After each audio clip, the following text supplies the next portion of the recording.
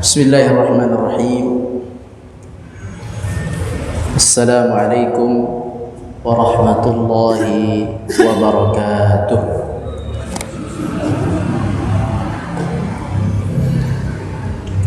Alhamdulillahi rabbil alamin. Wassalatu wassalamu ala nabiyyina Muhammadin wa ala alihi wa ashabihi ajma'in. Subhanaka la ilma lana illa ma 'allamtana innaka antal alimul hakim. Allahumma inna nas'aluka ilman nafi'a wa rizqan tayyiba wa 'amalan mutaqabbala. Rabbana zidna ilma. Amma ba'd. Kaum muslimin, para hadirin jamaah salat maghrib Masjid At-Thayyibah yang dirahmati Allah Subhanahu wa taala. Pada pertemuan sebelumnya kita telah membahas mengenai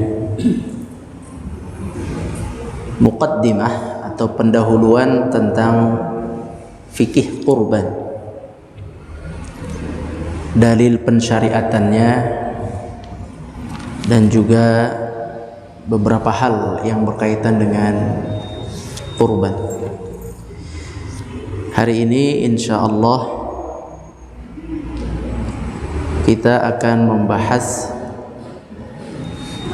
mengenai ciri-ciri dan sifat-sifat hewan kurban.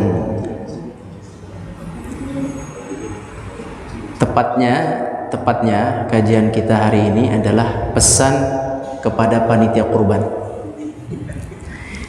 Karena yang nyari kambing itu siapa? Panitia. Jadi hari ini temanya pesan kepada panitia kurban yang menjadi perwakilan dalam memilih hewan kurban, gitu ya. Jadi bukan asal 10, 20 nanti saya bayar, nggak begitu. Panitia harus memilih apa yang harus dipilih, atau bagaimana ciri sapi atau kambing yang harus dipilih. Nah, bismillahirrahmanirrahim.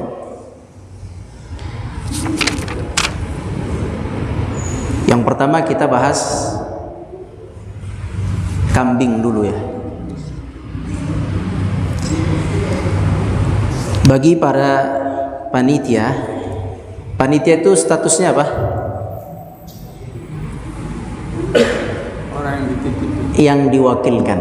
Nah, yang dikuasakan ya. Jadi orang yang dikuasakan namanya panitia. Asal usul kurban itu kemarin sudah dijelaskan. Asal usul kurban masing-masing beli sendiri, sembelih sendiri, makan sendiri, sedekahi sendiri, semuanya sendiri ya. Bungkus sendiri, kuliti sendiri, bersihkan sendiri, masak sendiri, makan sendiri, bagikan sendiri. Itu asal usulnya. Nah, tapi kan faktanya negara kita ini, faktanya itu yang bekerja siapa? Berarti yang dapat pahala panitia. Panitia dapat pahala banyak berarti ya. Karena taukil, mengerjakan pekerjaan orang lain, diwakilkan, dikuasakan, itu pahala. Jadi pahalanya banyak panitia. Membantu para pengkurban untuk berkurban. Namun di samping pahalanya banyak, ada beban amanah yang perlu difahami. Sekarang untuk memilih kambing ya, memilih kambing. Bismillahirrahmanirrahim. Yang pertama untuk memilih kambing adalah kalau bisa warnanya seperti warna kambing Nabi, maka itu bagus. Kalau bisa. Apa itu warna kambing Nabi. Diriwayatkan dari hadis Aisyah radhiyallahu anha, anna an-nabiy sallallahu alaihi wasallam amara bi kabshin aqran yata'u fi sawadin wa yabruku fi sawadin wa yanzuru fi sawadin. Ini yang pertama. Kalau bisa kambingnya itu sifatnya adalah bertanduk. Ada kambing dugul ya namanya. Betul ya? Dugul itu bahasa apa itu? Hah? Nggak ada tanduknya ya? Ada tanduk. Namanya kalau tidak salah kambing tanduk, kambing dugul. Bener nggak bahasanya tuh? Nah, jadi kalau bisa bertanduk karena harganya beda. Jadi harga kambing bertanduk khususnya domba ya, yang Anda pernah membeli kambing domba itu, ada domba bertanduk dan tidak bertanduk, di situ harganya berbeda. Kalau bertanduk lebih mahal. Nah, nanti panitia kalau bisa kambingnya bertanduk aqran, tanduknya bagus, besar. Kalau bisa. Yang kedua, yata'u fi sawad. Warnanya putih, al-amlah, warnanya putih. Kambing putih, seandainya bisa cari yang seperti Nabi cari, yaitu kakinya itu ada warna hitam. Jadi badannya putih, semuanya putih, tapi di kaki itu ada hitamnya, di kakinya. Ya, di kakinya tuh bulunya hitam sampai betis lah, atau sampai mata kaki. Atau juga ciri yang kedua, wa yabruku fi sawad. Yabruku fi sawad itu kalau dia duduk, kalau dia menaruh perutnya di atas tanah, itu warna perutnya hitam, warna kulit di perutnya hitam. Jadi ada 3 tempat warnanya hitam. Kaki tadi 4 kaki, kemudian perut, kemudian wayang dzuru fi sawad. Kemudian matanya, di mata itu bulunya bukan matanya, apa? Bulunya di sini hitam. Tahun kemarin kami dapat kambing seperti itu 4. Tahun kemarin. Itu harganya mahal kalau di negeri Sudan, yang saya tahu begitu. Mungkin negara Arab juga begitu. Tapi kalau di sini panitia banyak yang nggak tahu. Jadi antum kalau dapat yang begitu bagus. Karena di sini harganya sama. Ya. Warnanya putih, domba putih. Matanya ada bulu hitam. Bulu ya. Bulu sekitar mata. Rambut sekitar mata. Rambut sekitar mata dia hitam. Kemudian kaki hitam, kemudian perut hitam. Ada tambahan dalam riwayat lain, bulu sekitar mulut hitam. 4. Terkadang pengalaman kami, terkadang hanya hitamnya di matanya saja, terkadang hitamnya di kakinya saja, terkadang hitamnya di mulutnya saja, terkadang di 4 posisi itu. Nah, itu kalau mau cari kambing warnanya itu sebagaimana yang diminta Nabi Shallallahu Alaihi Wasallam. Nah, hadis ini diriwayatkan oleh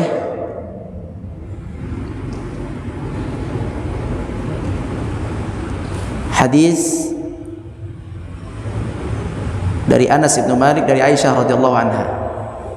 Nah, selanjutnya diriwayatkan oleh Imam Muslim, diriwayatkan oleh Imam Muslim. Selanjutnya adalah ciri berikutnya, kambing tersebut boleh ada 2 pilihan ya. Jika pengkurbannya mampu, maka dianjurkan kambing yang gemuk, yang besar. Berkata Ali radhiyallahu anhu, istahsin fid dhahiyah atau istasmin fid dhahiyah, yakni carilah hewan kurban yang gemuk-gemuk. Kalau bisa harga yang dipaparkan di brosur itu bisa dapat gemuk, bagus berarti. Alhamdulillah. Ya, cari yang gemuk. Kenapa cari yang gemuk? Fa idza akalta tayyiban wa idza tasaddaqta tayyiban. Kalau engkau makan itu daging gemuk, dagingnya daging sehat, daging baik. Karena kan kita berkurban nanti kita makan, sahih? Maka kalau kita berkurban dan bagus, dagingnya bagus, kita makan yang bagus. Terus kalau kita sedekah, kita juga sedekah daging yang bagus. Nah, maka dianjurkan cari yang gemuk. Seandainya nih ada yang tidak mampu, saya tidak mampu dan saya malu ke panitia karena harga di panitia kambing gemuk misalnya 3,5 juta misalnya di panitia, atau 3 juta yang gemuk misalnya, tapi saya hanya mampu yang 2 juta misalnya. Jadi saya nggak berani ke panitia, malu. Saya minta tolong aja secara pribadi nih, minta tolong kepada orang lain, tolong carikan kambing yang lebih murah. Nah, kambing yang lebih murah yang paling kecil minimal itu dibolehkan kambing domba umur 6 bulan. Itu paling kecil. Kambing apa? Domba 6 bulan. Kalau kambing yang Jawa selain domba, kambing etawa atau kambing bandot itu harus 1 tahun umurnya. Tidak boleh di bawah 1 tahun. Maka pertanyaan panitia kepada penjual kambing, ini umurnya berapa? Boleh ditanya. Walaupun sih insya Allah kambing-kambing yang dijual itu sudah, insya Allah udah 1 tahunan lebih. Nah, seandainya nih kita pribadi nih, Anda mau cari kambing murah, paling murah tadi, yaitu namanya disebut dengan domba umur 6 bulan. Bahasa hadisnya disebut jadz'atun, jim dzal ain ta, jadz'atun. Ya. Ini berdasarkan hadis Nabi sallallahu alaihi wasallam dari Uqbah bin Amir. Qultu ya Rasulullah, asabani jadz'un.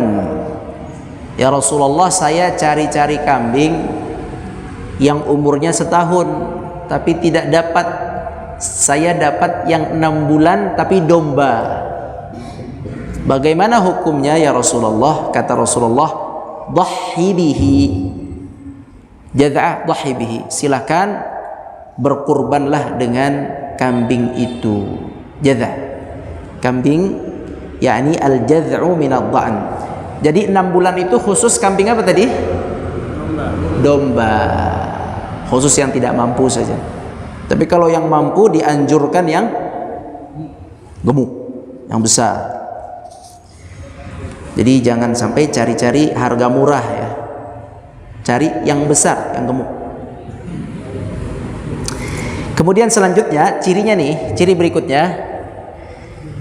berikutnya adalah ciri umum untuk semua hewan. Untuk unta, untuk sapi, untuk kambing, semuanya. Kalau tadi ciri warna putih, matanya hitam, kakinya hitam, perutnya hitam, mulut hitam, itu khusus kambing. Kalau tanduk khusus semua. Kambing, sapi, cari yang ada tanduknya. Kalau 6 bulan khusus domba. Sekarang syarat umum. Nah, syarat umum bagi yang nanti bertugas mencari kambing atau sapi atau unta. Kata Nabi sallallahu alaihi wasallam, arba'atun la tujzi'u fil adahi. Ada 4 syarat harus dipenuhi. Kalau tidak dipenuhi maka tidak sah jadi hewan kurban. Kalau tidak sah kurban, jadinya apa? Sedekah. Jadinya sedekah. Apa sih beda pahala kurban, pahala sedekah? Pahala kurban pertama mendapatkan sunnah nyembelih kurban, sunnah kurban. Yang kedua, pahala kurban itu kita mendapatkan dari situ amal terbaik. Kata Rasulullah SAW, ma'amila, tidaklah ada pekerjaan adamiyun yauman nahri khairun min ihraqid dami.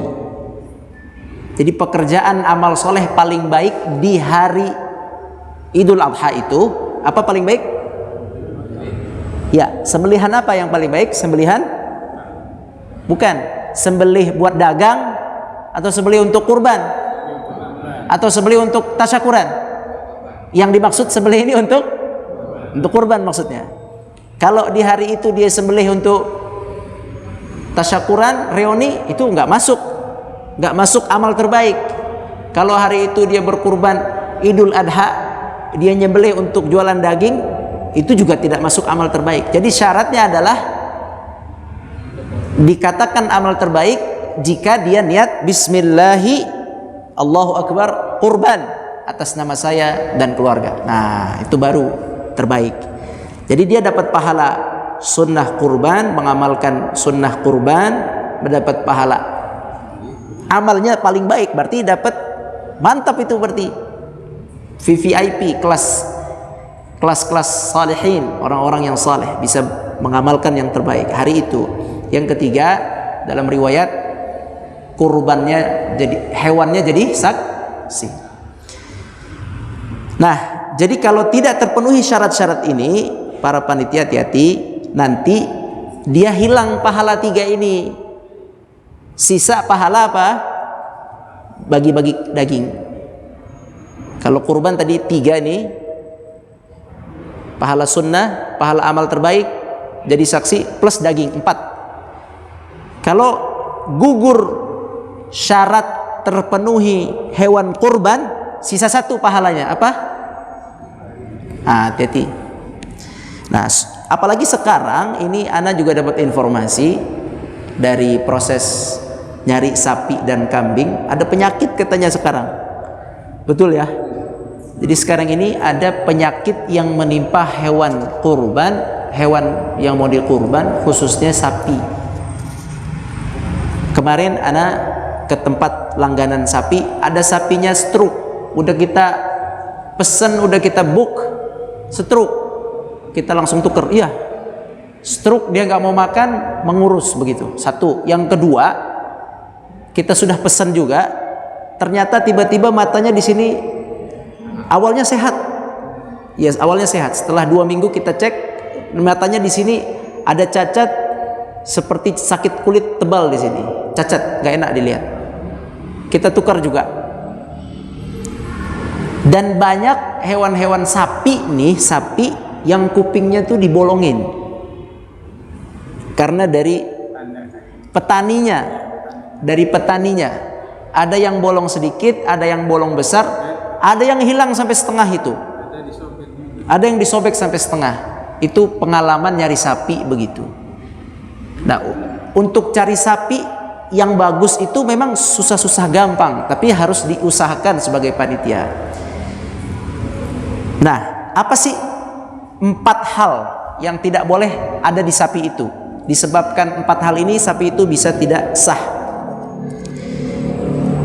Yang pertama, sapi itu tidak boleh matanya picak, sipit lah gini, gitu ya, atau matanya bengkak lah, nggak boleh. Yang bengkak cuma 1, tidak boleh. Tidak boleh selama bengkaknya itu bayyin, al-awra'u al-bayyinu al-zahiru, jelas bengkaknya, dari jauh kelihatan nggak bagus nih, atau kulitnya rusak di bagian mata, itu ganti, segera ganti. Itu terjadi di sapi yang ana pesan begitu. Akhirnya ana ganti. Satu, tidak boleh matanya picak atau bermasalah, mata kanan atau kiri. Gimana kalau buta? Matanya cuma satu. Kan ada kan hewan, kucing aja ada. Subhanallah. Alhamdulillah kita diberi mata dua. Itu Allah takdirkan. Manusia atau hewan ada juga. Manusia yang pincang, hewan ada pincang. Manusia buta, ada juga hewan buta. Alhamdulillah kita diberikan kesehatan sempurna. Alhamdulillah. Nah, kalau tadi picak saja, rusak saja, itu tidak boleh. Maka apalagi cuma satu. Nah, bagaimana kalau ada dua-duanya tapi dia nggak ngelihat? Ini juga nggak sah. Pernah Anda melihat kucing buta tapi matanya ada? Anda nggak tahu buta, dia jalan pelan gitu. Yang bilang buta orang yang di situ. Ini kucing buta. Astagfirullahaladzim. Jadi matanya ada Pak, tapi ternyata Kelihatan normal. Iya, kelihatannya normal. Ini coba ditanya sama tukang sapi lah, mereka tahu. Kalau buta sudah jelas tidak sah, tidak sah. Karena ini hadisnya jelas sekali ya. Oke, yang kedua, al-maridatu al-bayyinu maraduha. Sakit, yang sakitnya itu kelihatan jelas. Sakitnya jelas. Apa sakitnya? Misalnya tadi stroke. Kurus, tidak makan-makan kurus. Kalau kurus bisa stroke, bisa malas makan, atau bisa masih muda. Tapi kalau ternyata dia stroke, sakit, maka dia tidak boleh. Atau sakit kudis, kulit tapi jelas. Ya, sakit jelas di perutnya atau di kakinya jelas kudisnya, ini juga tidak sah. Kecuali sedikit. Kalau sedikit nanti babnya boleh. Sedikit itu tidak begitu jelas.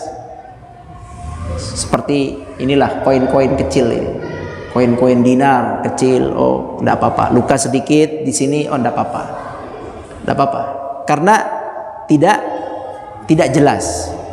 Tapi sebaiknya bagi para panitia memilihnya yang benar-benar segar sehat, karena binatang itu kan pindah-pindah ya, dari petani ke Jakarta, dari Jakarta dari Jakarta ke tempat kita, ke tempat penyembelihan.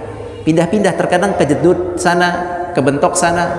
Nah itu diperhatikan, jangan sampai ada cacat di sapi itu. Tidak ada sakit apa saja.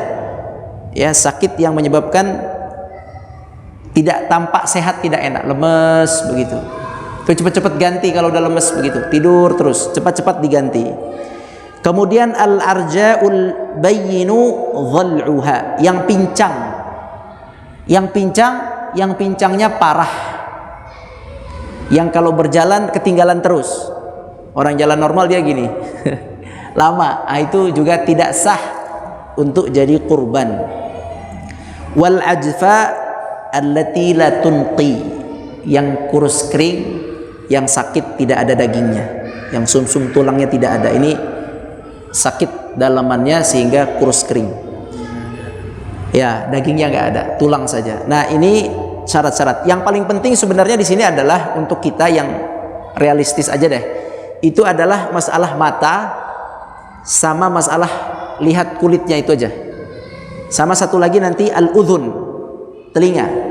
Di dalam hadis lain, di dalam hadis Ali radhiyallahu anhu disebutkan, kata Ali, amarana Rasulullah sallallahu alaihi wasallam an nastashrifal aina wal udhuna. Nah, ini yang penting. Karena kalau pincang nggak mungkin juga dijual kan? Nggak mungkin si tukang sapi jual pincang. Terus juga kalau kurus kering nggak mungkin dia jual juga. Nah, jadi fokus kita di mata sama di telinga. Karena ini yang ya, dan kulit, tiga dicek. Matanya tadi tidak picak, sekarang udhun, telinganya. Telinganya itu jangan sampai muqabalah atau mudabarah. Muqabalah itu dipotong depannya sini, atau muqabalah dipotong bagian dalamnya sini, bagian belakangnya sini. Ya, depan atau belakang terpotong. Atau juga tidak boleh berlobang. kecuali kecil nggak apa-apa, ya, atau sobek. Nah sekarang takarannya berapa sih? Takaran telinga, karena telinga ini faktanya banyak sapi yang telinganya tidak normal, tidak utuh. Banyak sapi yang telinganya tuh ditandai, dibolongi, digunting dan lain sebagainya, karena dia mungkin nggak sakit kali ya telinganya, dan nggak tumbuh lagi, itu. Jadi ditandainya telinganya itu. Nah sekarang batas telinga itu dianggap sah kurban, batasnya adalah jangan sampai 50% hilang. Nah itu aja gampangnya. Kalau kita lihat telinganya setengahnya hilang, ganti langsung, ganti. Tapi kalau masih sepertiga, bagian sini kepotong sepertiga, tidak apa-apa. Bagiannya kecil, lubang, nggak apa-apa. Yang penting jangan berapa tadi? Setengah, Pak. Nah, jangan sampai setengah. Kalau setengah langsung ganti. Apalagi kalau kupingnya sisa sedikit segini. Nah, itu lebih parah lagi. Itu tidak boleh berkurban dengan yang seperti itu. Nah, udah itu adalah syarat-syarat untuk pemilihan hewan kurban. Wallahu a'lam. Ada pertanyaan lain?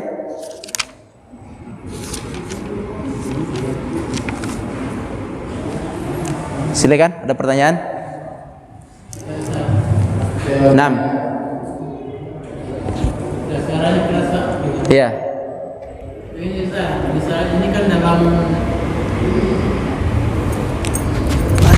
dalam pengangkutannya mulai dari tempat pembelian sampai ke tempat kita itu kondisinya baik.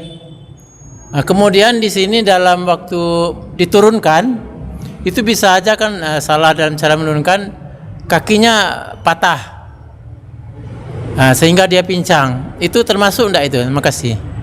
Nah, bagaimana hukumnya kalau saat kita beli sehat walafiat, tetapi ketika sampai di lokasi tiba-tiba pincang karena patah kakinya? Apa hukumnya? Bagi panitia sebaiknya minta diganti. Sebaiknya minta diganti kepada pihak pengantar atau penjual. Sebaiknya minta ganti.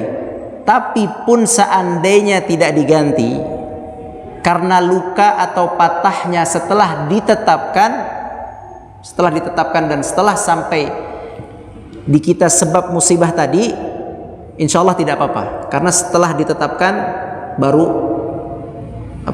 patah. Cuman anak tetap menyarankan minta diganti jika memungkinkan diganti,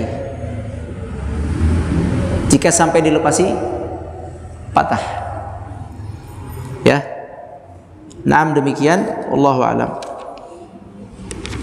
Itu tanggung jawab yang mengirim itu.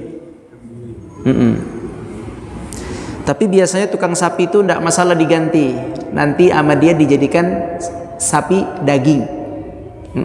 Dia nggak rugi kok, diganti sama dia nggak apa-apa, nanti dia jadikan sapi daging. Itu pengalaman Anda begitu. Allahu a'lam. Nah, kalau sapi dan unta jelas, tapi kalau kambing dan domba kan ada sedikit kemiripan. Kalau di dalam utamanya lebih baik antara domba dan kambing. Soalnya dari salah satu desa, dia cuma ada itu domba. Dan saya nggak tahu kalau misalnya mungkin ada utama dari kambing tersendiri. baik, kalau yang Nabi SAW sembelih domba, ya. Jadi yang dipilih Nabi domba, disebut kabash atau kibas, domba besar. Jadi kalau seandainya antum bisa beli domba kibas yang tanduknya lingkar-lingkar tuh, nah itu yang dipilih oleh Nabi SAW berdasarkan hadis yang tadi kita bacakan dari Aisyah radhiyallahu anha dan dari Anas bin Malik, kana Nabi SAW yudhi bikabshaini, dengan 2 kambing kibas yang bertanduk, 2 kambing domba besar yang bertanduk. Nah, ada lagi? Kepada panitia juga. Nah, Kerbau masuk ke dalam kategori sapi hitam. Disebut kerbau, bahasa Arabnya sapi hitam. Nah, kerbau, boleh, silahkan. Bagaimana masalah apa lagi? Kalau masalah kulit kepala kaki, sudah paham ya? Sudah paham belum? Panitia juga nih, nasihat buat panitia. Ana tanya lagi nih, orang kaya boleh tidak meminta daging kurban? Tidak boleh. Sudah ya. Kalau ada pembisnis, daging kurbannya sendiri mana? hah? Hewan kurbannya sendiri nggak boleh juga kalau orang kaya. Boleh, dia boleh minta hewan kurbannya sendiri. Kan sebenarnya tadi Anda bilang asal usulnya di rumah masing-masing. Asal usulnya dia menguasai penuh atas, iya dia hak. Jadi dia sebenarnya mau ambil palanya. Anda punya sapi nih di Koreteba 1, Anda titip. Anda mau kepala, ya terserah, pengkurban lah, boleh. Dan panitia nih Anda sarankan untuk memberikan jatah hak kepada pengkurban yang banyak, jangan dikit. Kenapa? Karena itu daging dia berhak di situ. Berapa yang harus atau berapa yang dianjurkan Nabi? Coba, yang dianjurkan Nabi itu, kata Nabi SAW, dibagi 3. Tahu ya semua hadisnya ya? Kulu wa at'imu waddakhiru. 3. Makan, sedekah, simpan. Coba apa? Sedekah. Makan untuk siapa? Untuk kita. Sedekah untuk keluar. Simpan untuk kita juga. Berarti 2:1. Betul. Untuk kita makan, untuk kita simpan, kita sedekah. Berarti memang sebenarnya kalau urus sendiri nih ceritanya, itu sedekahnya sepertiga. Kalau 100 kilo, janganlah 100 kilo. Kambing 30 kilo, jangan 30 kilo. 20 kilo bersih. Sedekahnya tuh paling 5 kilo. Sisanya makan dengan keluarga, simpan. Itu yang diajarkan seperti itu. Tapi bagaimana nih, kita ingin sedekahnya lebih banyak? Boleh, silahkan sedekah lebih banyak. Tapi bagi panitia Ana sarankan untuk memberikan hak kepada pengkurban, coba yang terbaik. Jangan 2,5 kilo. Dia kurban sapi dapat hak 2,5 kilo, kekecilan. 3 kilo, kekecilan. Berapa kilo? Terserah, mau 8 kilo. Tahun kemarin kami 10 kilo kasih ke pengkurban. Tahun ini 8 kilo turun. Harganya naik sapinya. Nah 8 kilo kita beri ke dia, nanti dia kan sedekah lagi tuh biasanya. Kalau orang-orang kaya itu dia sedekah ke satpam, ke supirnya dan sebagainya. Jadi meminta, tapi kalau kita daging kita boleh. Yang tidak boleh kalau daging orang lain. Nah,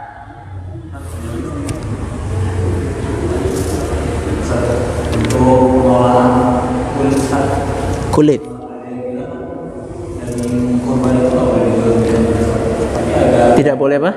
dijual belikan lagi. Iya. Pas kita udah potong kambing atau domba, kulitnya itu boleh diapakan proses pengolahannya? Gini, kulitnya kalau tadi pribadi, kita sembelih pribadi, kulit, kaki, pala biasanya bisa diolah, kaki bisa diolah. Sisanya kulit dan daleman. Itu biasanya kalau kita sembelih sendiri itu dikasih orang, biasanya kita sedekahin. Ya, biasanya kalau sendiri. Dan itu memang tidak boleh dijual. Misalnya nih Ana punya kambing, Ana sembelih, Ana sedekahkan ke sini. Yang Ana sedekahkan ini orang miskin anak kasih. Nanti dia mau jual nih, ini orang miskin dapat apa tadi? Kulit. Dia mau jual ke tukang kulit, silahkan, karena ini bukan daging kurbannya, tapi ini hadiah dia dapat dari pengkurban. Tapi kalau pengkurban tidak boleh menjual kulit, berarti sama, panitia juga tidak boleh menjual kulit. Diapakan? Disedekahkan. Ada yang penyembelihnya minta upah dengan kulit sama kepala. Jadi gini, bagaimana hukum meminta upah dengan kulit atau kepala? Kita ini ada 3 Pak.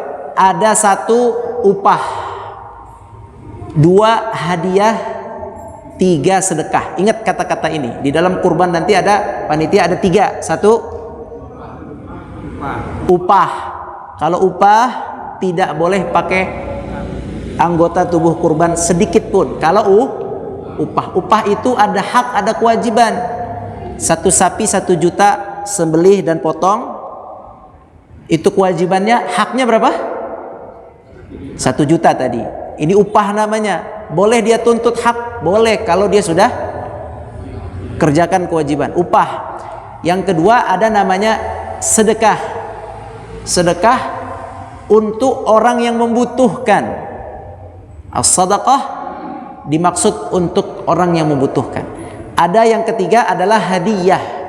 Hadiah untuk orang yang tidak membutuhkan, orang kaya, tapi lebih kepada untuk mahabbah.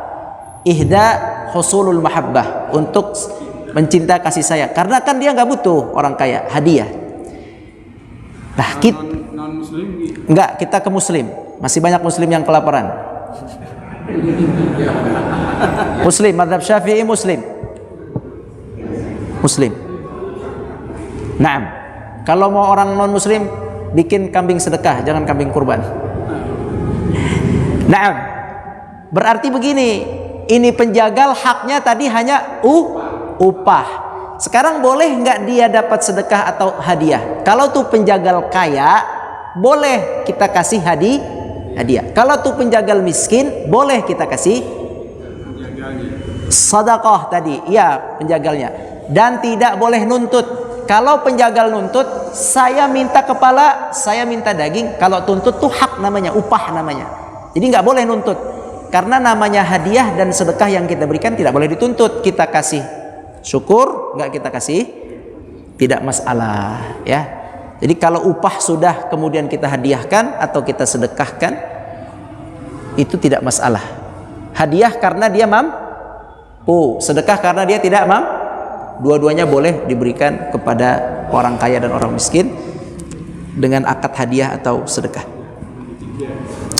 Wallahu alam. Nanti kita lanjutkan lagi bab-bab lainnya ke depan, masih tentang kurban insyaallah. Wallahu alam. Aqulu qouli hadza wa astaghfirullah li wa lakum. Wassalamualaikum warahmatullahi wabarakatuh.